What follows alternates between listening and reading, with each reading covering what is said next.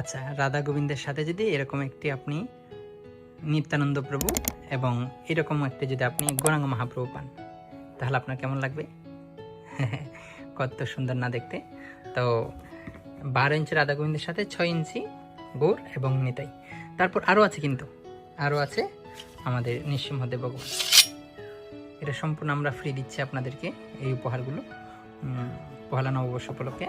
তারপর আরও আছে একটি একাদশীর তালিকা। অনেকে চাই একাদশী রাখবে,